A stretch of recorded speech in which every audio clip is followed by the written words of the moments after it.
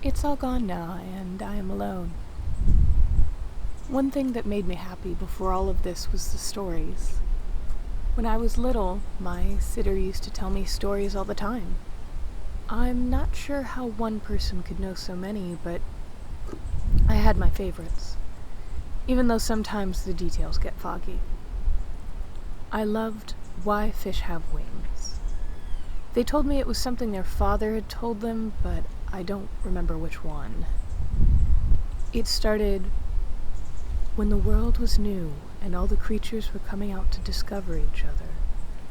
What a weird fucking way to start a story. Anyways, there was a fish named Curious who wanted to see how tall the water was. So she swam all the way down and found the bottom. "All right," she said. "Time to go all the way to the top."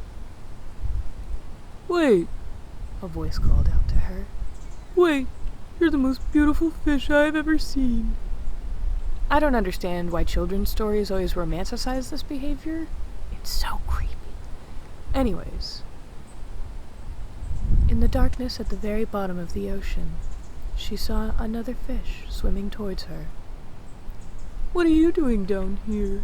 Only the ugly fish swim down here." By the way, get ready to seat yourself for a ride with this fish and his low self-esteem and his entitlement towards Curious's approval. Surprised and eager to get back to her quest, she said, "I've only come down to go back up." The bottom fish. By the way, I never realized why my sitter always giggled when they said bottom fish, and oh my god, when I realized what the joke was, I was scandalized.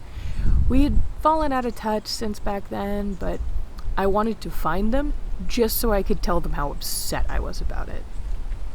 Anyways, bottom fish was confused, but before he could say anything, Curious swam off for the surface. It took a very long time, but she soon saw the undersides of waves and rejoiced, swimming harder than ever.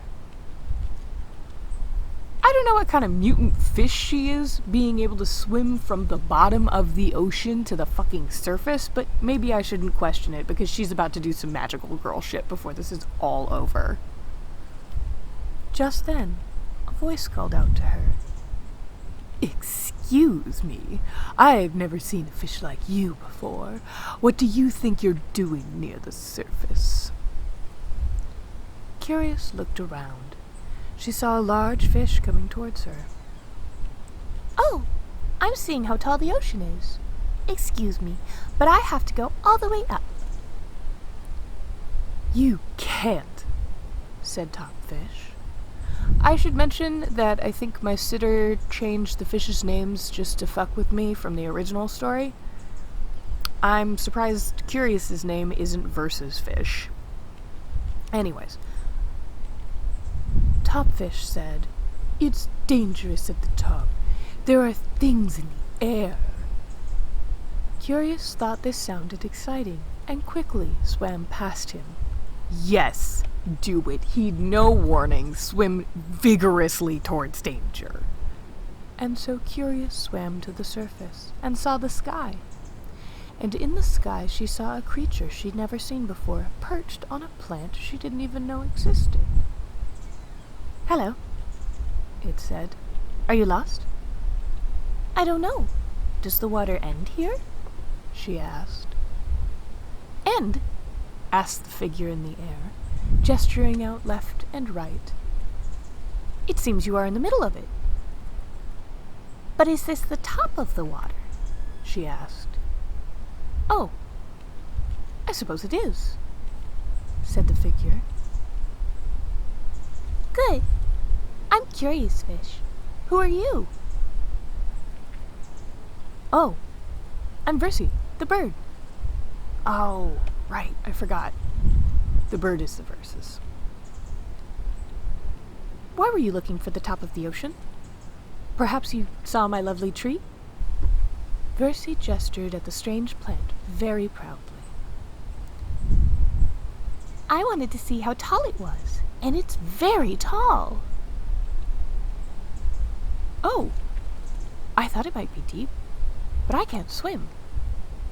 Curious was alarmed by this.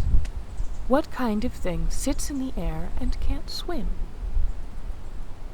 But how do you travel? I fly, said the bird, as though it were as simple as salt. I don't know what that is or how it's done, Curious admitted. Oh, I'll show you.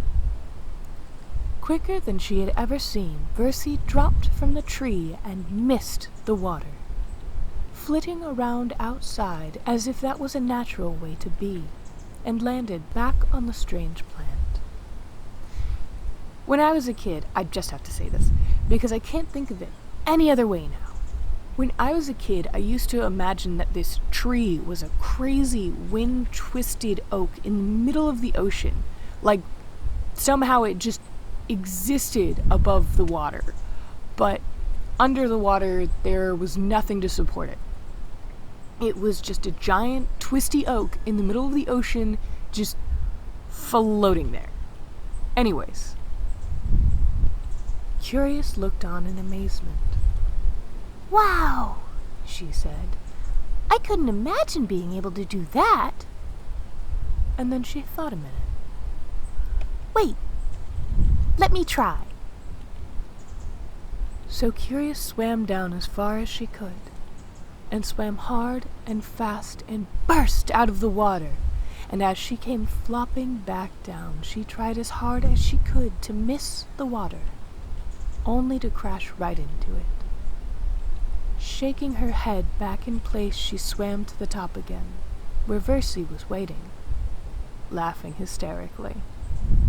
That was quite the display, but not exactly flying, said Versi, still chuckling.